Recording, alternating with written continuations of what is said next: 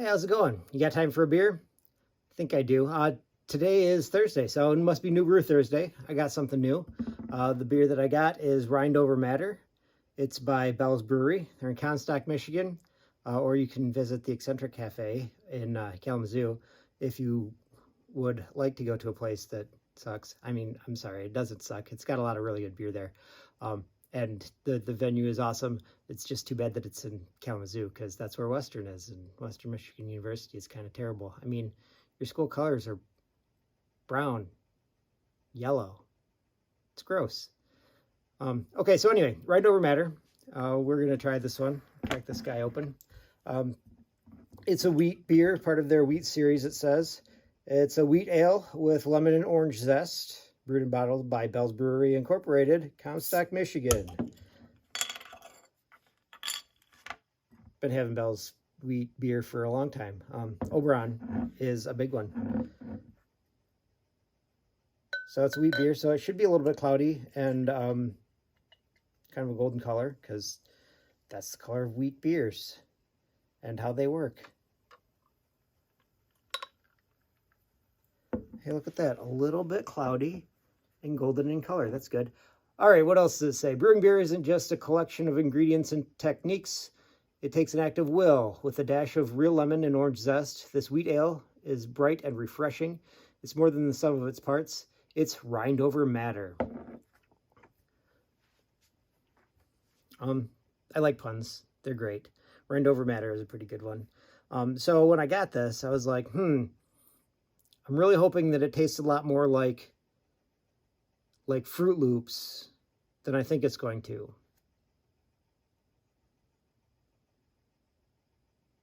It doesn't smell like it's going to.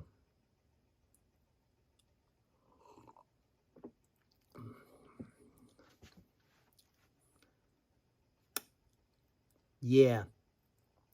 It doesn't taste more like Fruit Loops. It tastes a lot more like Pledge than Fruit Loops. Not that I've ever, with the Pledge, but the smell of Pledge, that's what this tastes like, a little bit. So very lemony, which is good if you like that, but also a little bit chemically, which I think is just the wheat. Like the wheat's pretty heavy. It's not, what was that? Flying Dog had a wheat beer that tasted like you're drinking Wheaties. Wheaties and Budweiser. Yeah, that was the Flying Dog wheat ale, if I remember correctly. It's been a long time. Like that was, let's see, Jared was 31. So that's like almost 10 years ago. Almost 10 years ago, I think. Because, was it Teal Double D's? Yeah, pretty close to 10 years ago. But that one was part of a multi-pack, and we drank that while going disc golfing. I don't remember what all else it was in there, but Flying Dog had some pretty good stuff back in the day. And then they became an international conglomerate, and who knows how it is now, because since they did that, I don't see it anymore. Weird.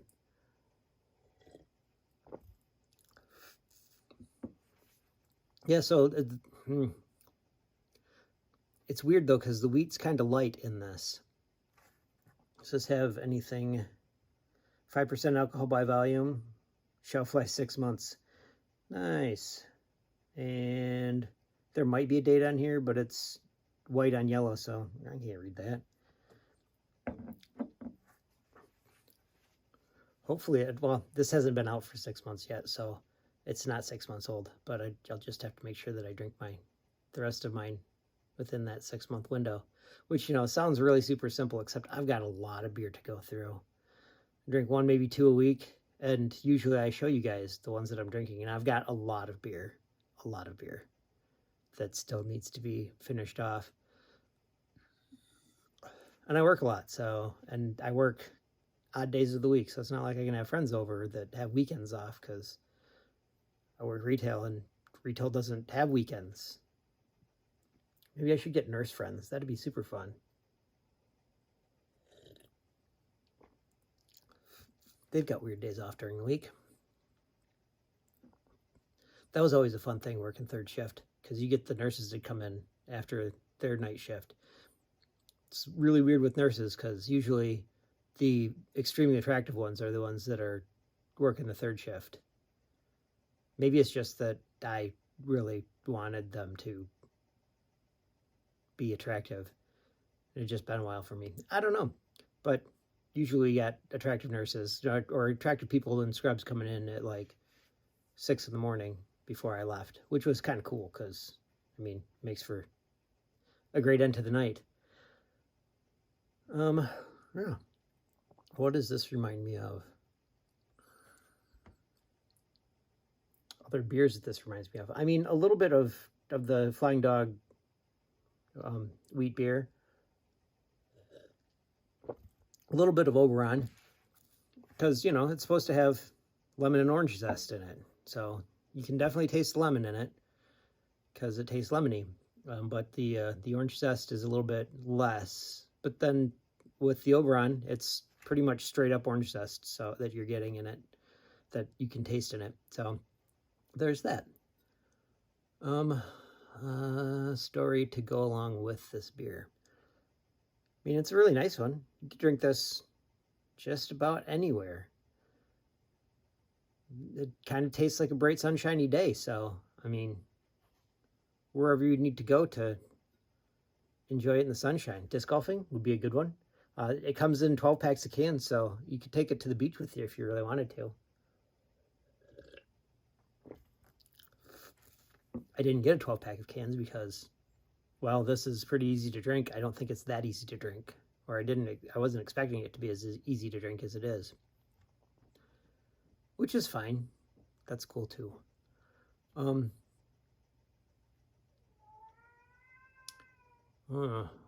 Where else? What else does this remind me of? I'd like to say it reminds me of California, but it doesn't. If it tasted like peaches, then that might remind me of California. Because the last time I was in California, I got to walk with my sister to the fruit stand, because there's a fruit stand within walking distance of her house where they pick fresh strawberries and peaches and all kinds of other produce daily, and they just have it there, and you can buy it. And those peaches were so good. None of the pits were stuck. You just kind of open it up, pull it apart. Real super simple. It was great. Those peaches were delicious too. All juicy and, oh man. California's a great place to be. Yeah. Even if they are super conservative where she is. I mean, compared to the rest of California, I guess. Because, you know, Central Coast. There's money there. And, like, the gigantic... well, I mean, pretty close to there is Hearst Castle, and Hearst is one of those people from, you know, like the early 1900s that amassed a giant wealth from selling paper and, you know, having monopoly, essentially. Paper and papers, if that makes sense. Sock says hi. Yeah, so conservatives that have had money for a long time there in Central California. There are good people there, though, for sure. I have met a number. Pancho is pretty cool. He's got a surf shop and teaches surfing to kids and adults and all that stuff. Goat surfing, that's a thing that I believe Pancho does too, which is kind of cool. It was kind of weird, went to go boogie boarding and, you know, go to walk down the steps to get to the beach and boom, goats. It was weird. Kind of cool, but weird that they're just goats there. Man. It's bubbly too, this stuff.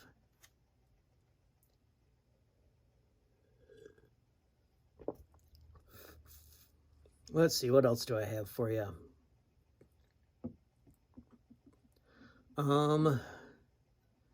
Once I get over the midday headache, vertigo's not too bad. Find out about that soon. I got an appointment on the 22nd. So hopefully the ear, nose, and throat guy and the audiologist can tell me something about whatever it is that's going on with me. That'd be nice, right? I think so.